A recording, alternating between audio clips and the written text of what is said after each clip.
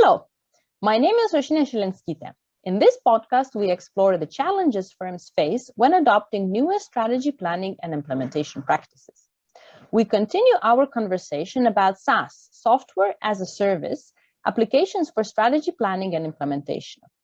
In the previous podcast, we discussed conditions when such applications would be beneficial for a firm and how easy or difficult it is for a company to start using such digital application. In this podcast, we will delve deeper into the challenges the firms should expect when adopting this digital solution to support their management. We will specifically focus on challenges that firm is likely to face when the SaaS application for strategy planning and implementation is adopted beyond a small top management team. Thus, today, we discuss about how is the application typically received at all organizational levels, what are positive and negative reactions by managers and employees towards the adoption of this application, what firms management should instantly address when digitalizing strategy work in an international firm. We're having this conversation with Tina Partanen, the head of project management organization and sustainability at Fomit Group, who has helped 2 international firms to adopt SaaS application for strategy work. Currently, Tina is responsible for integrating Finnish design digital application for strategy implementation in the organizational management. Earlier, Tina worked in a global organization of Technos, in which Tina was engaged with the adoption of the alternative SaaS for strategy work. Tina, it's great having you with us again. Thank you. Nice to be here again. Last time, you defined conditions that make it easy for an international firm to start using SaaS application for their strategy work. And yet, we know that when change is implemented in a broader organization, it is not always as easy as we would like it to be. Could you share your experience about what happens when the adoption of SaaS for strategy work moves beyond a small top management team? Yes, I can try to at least. So obviously more people are involved, so it gets a little bit more complicated.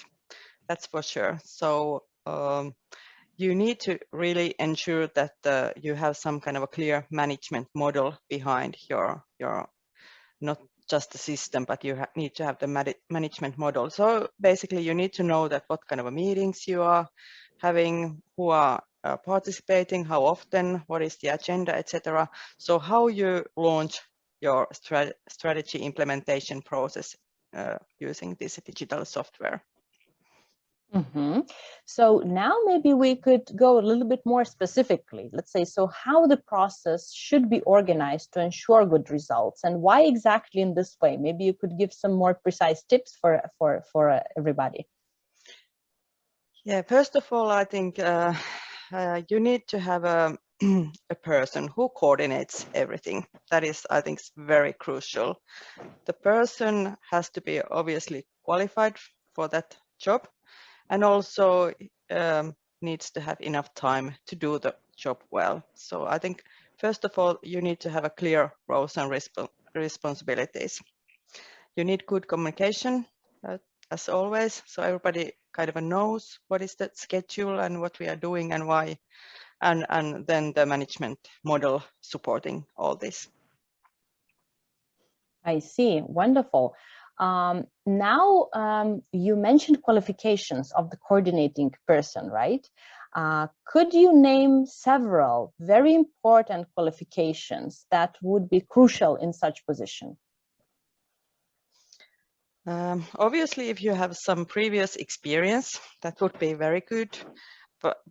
But I think the most important qualification is that your communication skills are on good level, and you are willing to work with people from different countries and different organizational levels, and you understand that you need to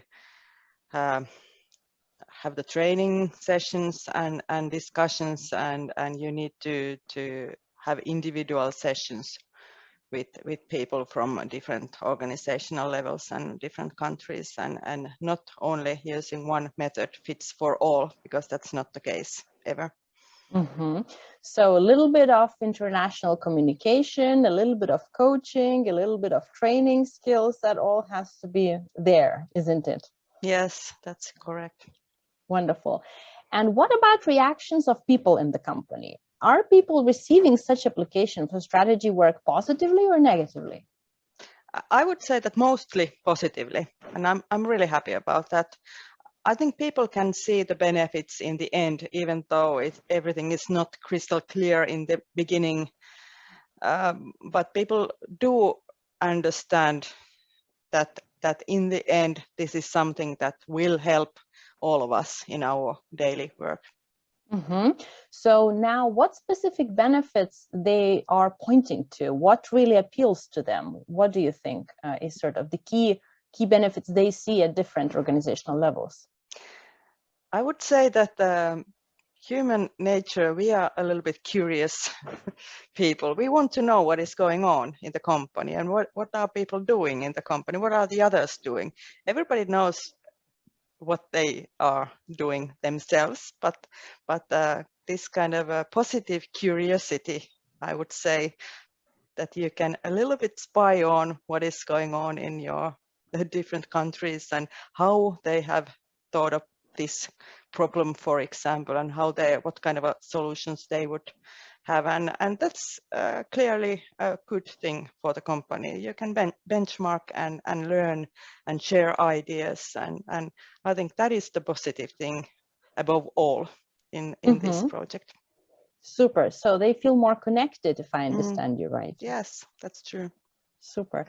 And what about reactions across country units? Are there any difference? Are they all similar, sort of, if we compare different country units and of course, levels of organization in those country units?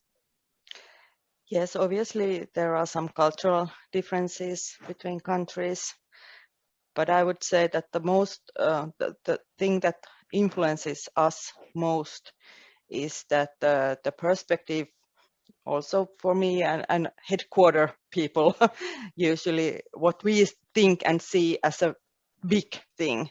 And when you go to a smaller unit, smaller country, what they see as a big thing and an important thing, it can be a little bit a different size of big, so to say. So I think this harmonizing the strategy in a way that everybody the maturity level is about the same. It requires a little bit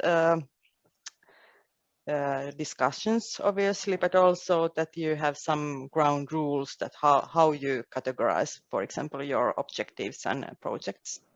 I see.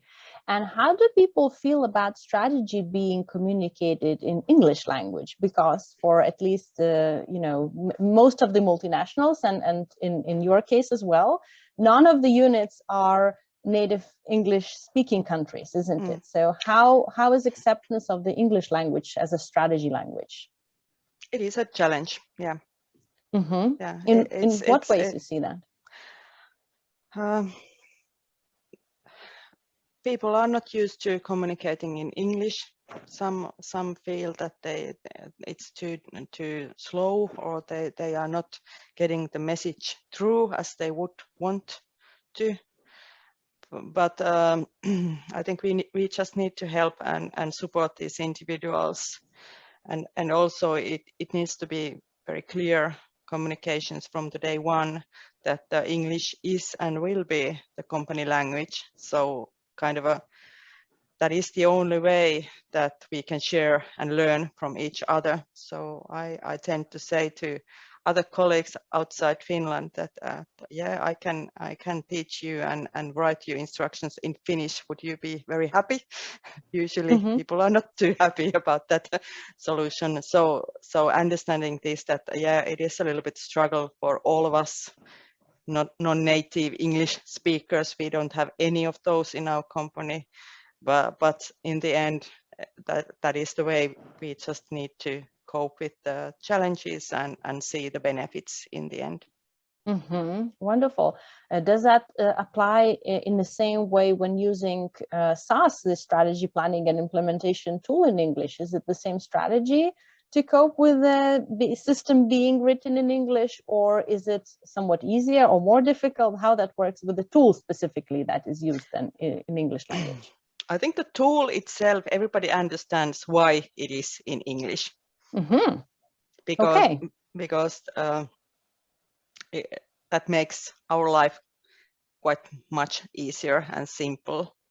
So many times I think people are kind of used to the idea that they can use a software that is in English, because once you understand the terms and the language, then you know what to do. It is more when you need to create something yourself, write or speak English, that is more challenging. So the software itself, at least I haven't heard any let's say commenting regarding the language so far.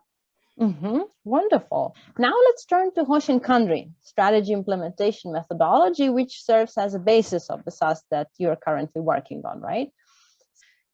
Sort of the firm has to undergone the translation from the PowerPoints and goals that were sort of there, right? And they are now putting that their strategy plans and goals in a different language of Šilenskyte, in a different format of Šilenskyte.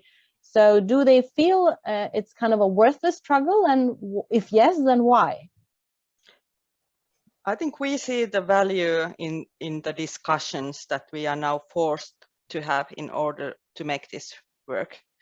So because it's so easy to write some fluffy text on PowerPoint, but now you really need to make it understandable X matrix, and then it becomes much harder. But in the end, it also enables you to execute your strategy. So I think somebody has said that something like plans are nothing, planning is everything. Mm-hmm. And I think that's a wisdom that really lies behind this software and X matrix, that plans are easy to make, but the planning is the beef here. Right. So if I grasp sort of the key message from your reflection, what you're saying is that, in fact, having this work with the X matrix allow company testing how actionable, in fact, the strategy is. Can it be translated to the real work rather than just having this high level sort of formulations of the strategy in the files, isn't it? Yeah, that's very true. I think, and also the X matrix makes you go on a next level in strategic planning. So in some organizations, the strategic planning is understood pretty much only about budgeting exercise, for example. But as we know, it's not about budgeting only. And some companies, I think one challenge is that people are very good in making long lists of activities, but they don't have clear goals aligned with these activities. So X matrix makes you forces you to have the clear goals as well, and not only activities. And also that the goals are not only looking back, so what has happened before, because strategy is all about creating the future. So X matrix is, I think, very good tool also for that you need to have these leading indicators aligned with your objectives and projects, and that's something that every company, I think, would benefit to really think twice about the KPIs, what they are using and how they are linked to the strategy. And sometimes I feel that without these leading indicators and clear goals and objectives, it's I think I last time also said that it's just a wish list, that you really hope that these things would go smoothly, but you don't really know how to do that. So X matrix forces you to think that as well. Very exciting. Great. So Finally, we know that some challenges get solved by themselves and some need immediate attention during this kind of a change process and adoption of a new tool for strategy work.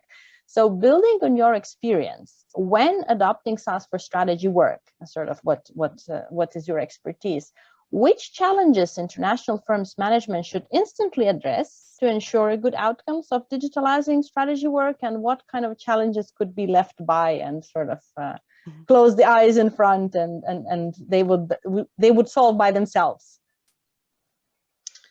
First of all, I would say that the first lesson is that stop using the old methods and don't do double work. So if you have decided to digitalize your strategy, then you should stick to that plan in every organizational level, so that there can't be several streams of strategy, meaning that there are some slides for the board of directors and some for management, top management teams, and some for others. So you need to have one approach and transparency in the system. And second thing is that you need to reserve enough time for the discussions, the catch-ball process. Getting it right first time, I think it's really unrealistic. It won't happen. So you need to have this catch-ball process. And then third thing, I think, is that you need to really think twice that are you focusing on the right things? That, as I said, strategy is about creating the future, and it should be that. And that is the senior management job to do. I see. Well, thank you so much for sharing. We appreciate your insights on digital applications for strategy planning and implementation. Tina, it was awesome discussing with you. Thank you, Aušrine. It was really, really nice.